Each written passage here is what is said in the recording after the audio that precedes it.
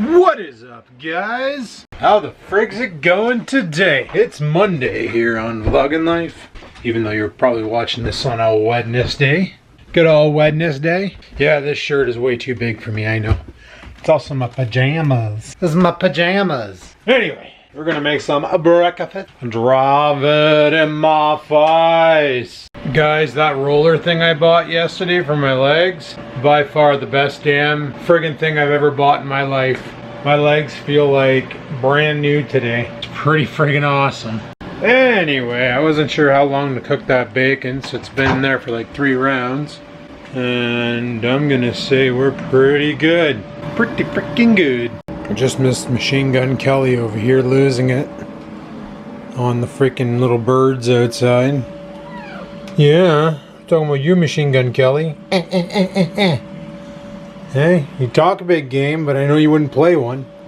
Can't even kill a freaking mouse. Anyway, I'm almost done cooking my breakfast. One thing I got left to go is the tornadoes. Even when they're cooked, I don't know where I'm going to put them, so I'm probably going to eat this first and then come down and grab them. And then drop that in my face. Also making up a coffee. I got up at 6, it's currently 7, well 10 after 7. So we got to drop this in our face and get ready for work. Get out of my plaid jammies. Alright, destroyed that part of my breakfast. Oh, good stretch. And now we're going to grab the tornadoes and drop them in my face. And then get dressed and ready for work. And then go put in time for work. And while I work, call Cambodian Tire and see if Fat Bike is in. Because if it is, after work maybe we'll swing by and pick it up. Because I want my Fat Bike. I don't know, just every review I read on that thing and every video I watch on that thing, they all say for a sub $500 Fat Bike, it's probably one of the best buys. And they compare it to other models like the Mongoose from Walmart and Amazon, and they all say like it looks the same, but for some reason the build quality on the Schwinn dominates that of the Mongoose. And in some aspects it's even better than the more expensive CCM Fat Bike. So that's got me kind of really wanting one now. Fat Bike. The only complaint people had about it was that due to its only having 7 gears, it's not exactly a bike that you're going to be cruising around at top speed on. You can go at a decent speed, maybe 26 kilometers an hour tops on high gear or low gear, whatever. You ain't going to be breaking no speed barriers like you would a street bike with, say, a twin or triple front derailleur, but I'm not too worried about that. I just really want a Fat Bike. So that meal was 2,060 calories. Macronutrients, 71% fat, 27% protein, 2% carbs. And there's your breakdown. Not too bad. Not too bad. But I think for tomorrow what I might do is cut the chicken tornadoes out and just go with the pork's round things, the bacon, eggs, and cheese. Just cause that was a lot of food and I am feeling really stuffed. Oh, it's about time I buy some pants that actually fit. Been wearing those size 40s since forever, and it got to the point where like I put a belt on and I'd want to wear a shirt that wasn't tucked in just because it covers up the fact that I have to like scrunch the pants together with a belt in order to make them fit my waist.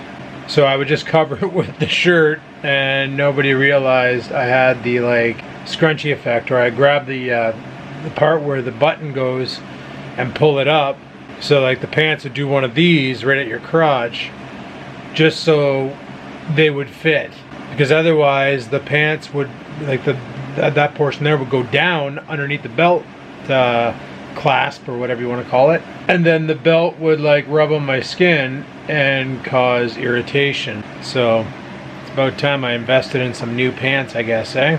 About damn time. But guess what? Size 36? It's good, but I still need a belt. Alrighty guys, getting close to leaving time, but I don't know what it is. I gotta like start start eating a little earlier, I guess. I gotta poop. Then we gotta go. Let's go do this and then get out of here. It was a good weekend of working outside and doing outside things. But with all good things, gotta get back into routine, right? Let's pitter patter. At least today's a live chat day. That's good. Should be pretty easy going for me. There was a comment made on the video that went live on Saturday, I think. Friday, Saturday, anyway. And the comment, I can't remember the person's name, but he mentioned, it's too bad you woke up 22 years too late, or something like 18 years too late to this lifestyle.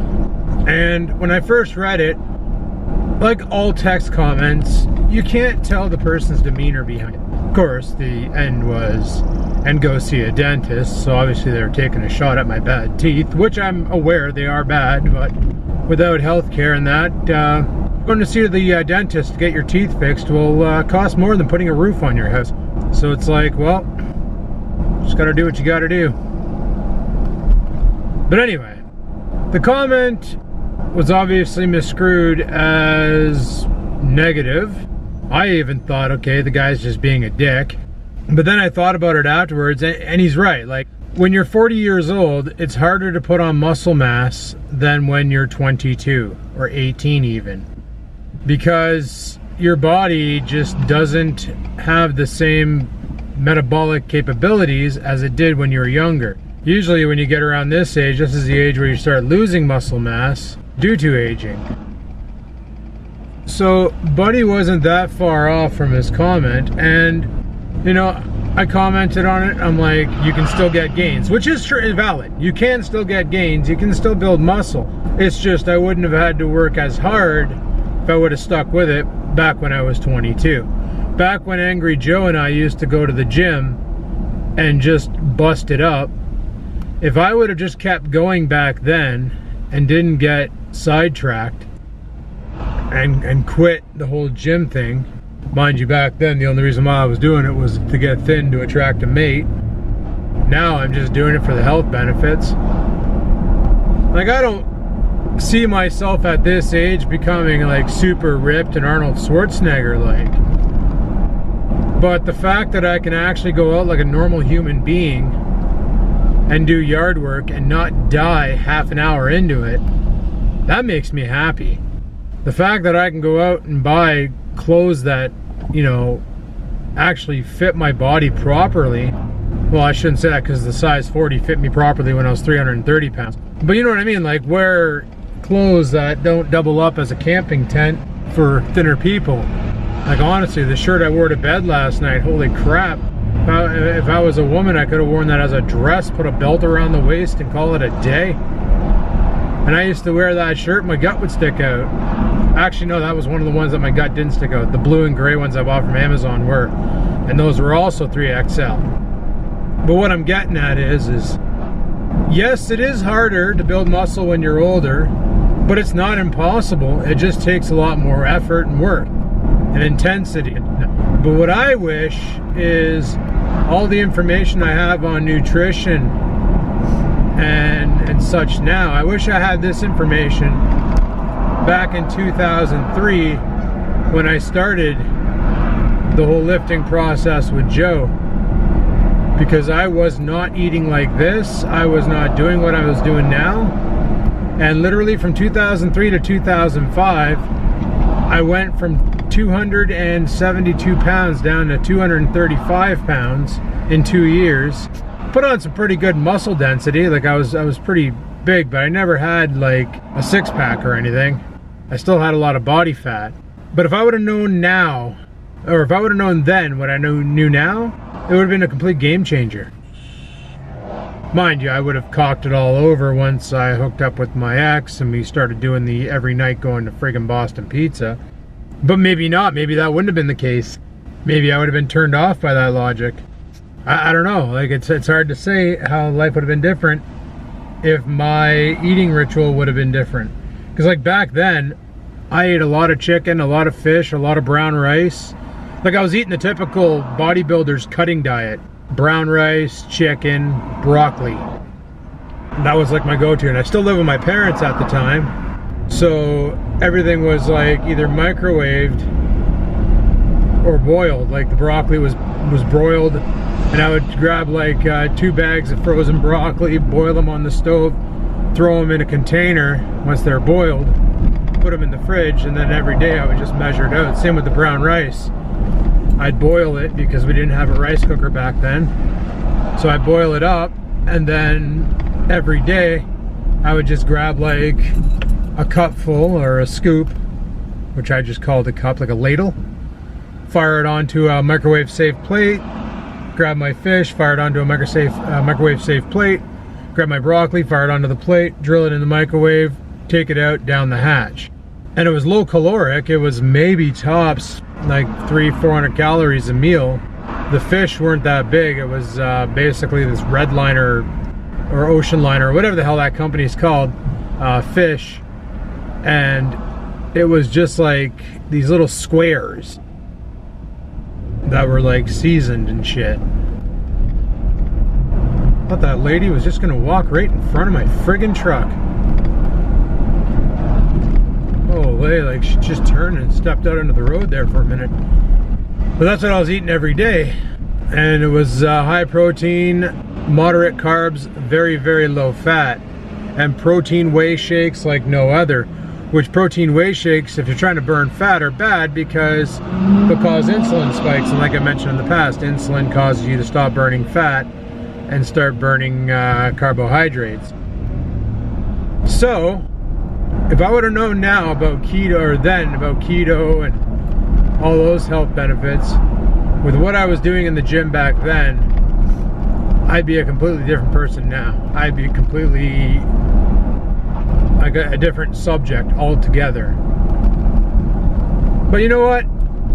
It's never too late to get more physical in your life and to basically grow and become stronger, to basically build yourself up, lose weight, get more active, and enjoy life.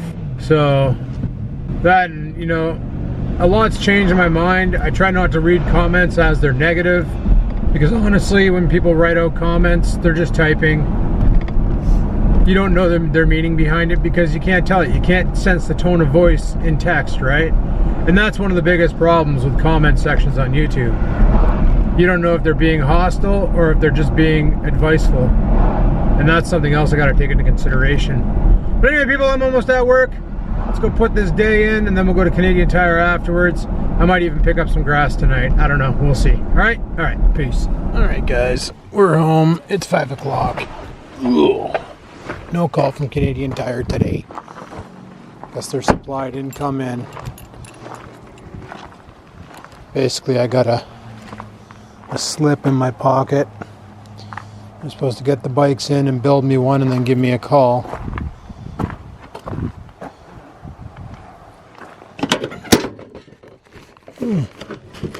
Speaking of Canadian Tire, look at all this. Jesus. What was that? Anyway. I like Canadian Tire flyers and stuff. Sweetness. Alright, let's go let Stupid out. He's probably got a rock one. He's been cooped up in the house all day. Hey, booby. He is a little booby. He is a little booby. A booby, wooby, wooby, booby, wooby, wooby. Mind you, the weather outside is not exactly fat bike worthy. So that's a thing. So if I would have got the bike, I'd be like, I really want to go riding, but it's raining. So I'm not even sure if I'm going to get a workout in tonight. Mainly because yesterday, while I was working at, it's the slip for the bike. I brought it with me today in case they called. Yesterday while I was piling that wood, I did something with my hand and I hurt my left wrist. So like driving one-handed sucked, or today even, coming home and going to work, and I basically had to drive with my right hand only because using my left hand on the wheel friggin' sucked. Like even two hands on the wheel sucked. Turn the wheel, my wrist would bend a certain way and it friggin' hurt. My hand slipped off the wood yesterday and it just cocked over the program. But whatever. I ain't too worried. We'll figure it out. I do want to do a workout, but what I might do is just target legs again. See if I can do any weight at all. And if I can't, well, we'll just rock some high intense interval training cardio. Alrighty people, I'm gonna head downstairs and see what kind of a workout I can do with a damaged wrist. It's pitter patter. Alright guys, put in my workout and realized that it wasn't my wrist that's the problem. It's actually the forearm. There was some sore muscleage in there. I was able to track it down and find it, and it was a knot. Right now I'm gonna make one of these apple cider vinegar water jug freaking concoctions with the bicarbonate soda, sodium bicarbonate. Man, I can't even speak. Oh. This wasn't, I don't know, tonight's workout was weird, like I was giving her, but I just didn't have the intensity because I was too damn sore. So I said, screw it, jumped on the bike, cardio for 15 minutes and called it. So I did about 10 minutes of weights, 15 minutes of cardio. Good enough. Good enough. So, down the hatch.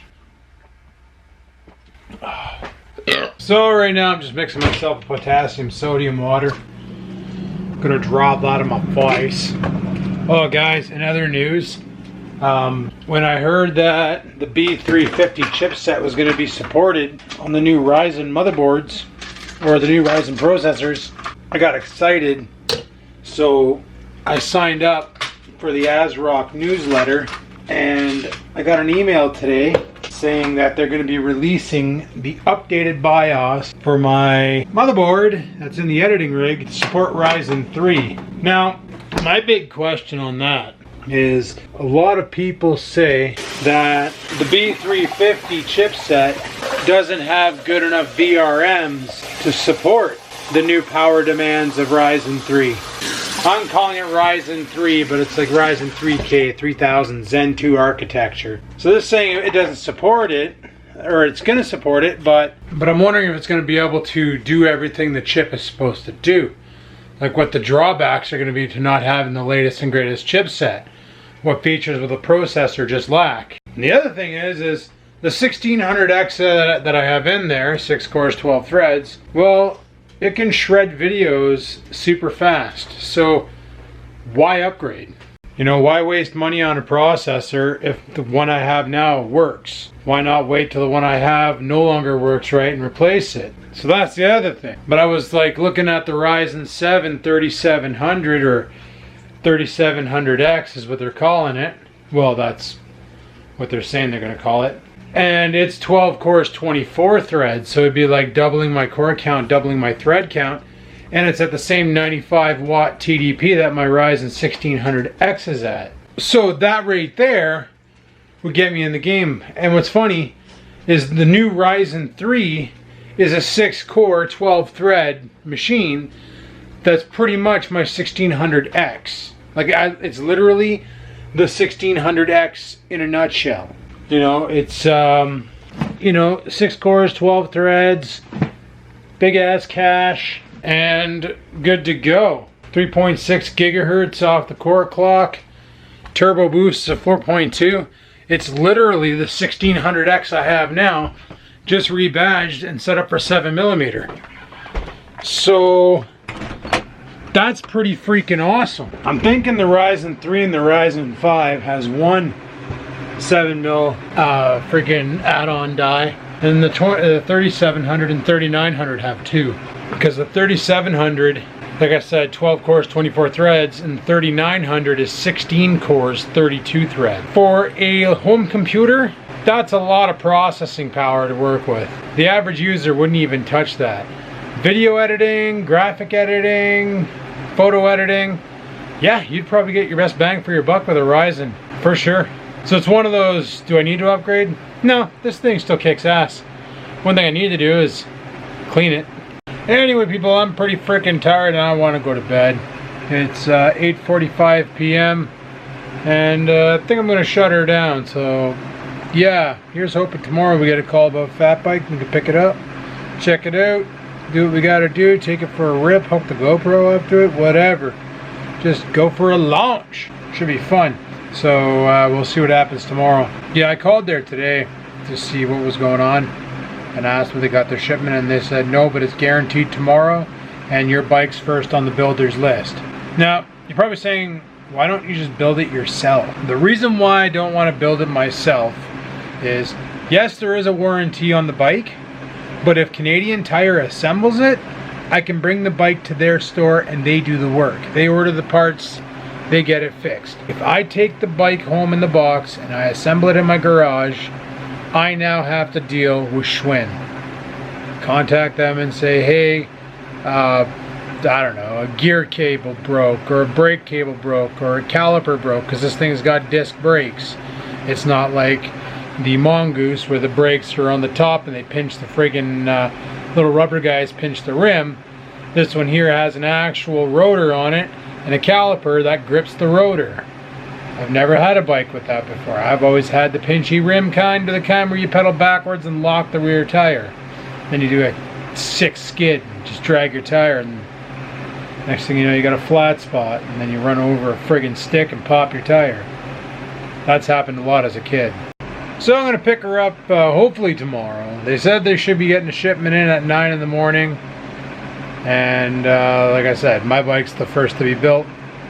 So I'm hoping to get a call tomorrow saying come pick it up. If I do, we'll go pick it up, bring it home. Hopefully the weather's good and we can take it out for a quick rip. Go around the block or just shoot around for a bit. I don't know. We'll see what we get up to. But as for tonight, I'm going to get up to some sleeping. So thanks for watching. Hopefully you enjoyed the video. If you did, click that like button. Any questions, comments, concerns, down below they go. And until next time, people, keep on vlogging.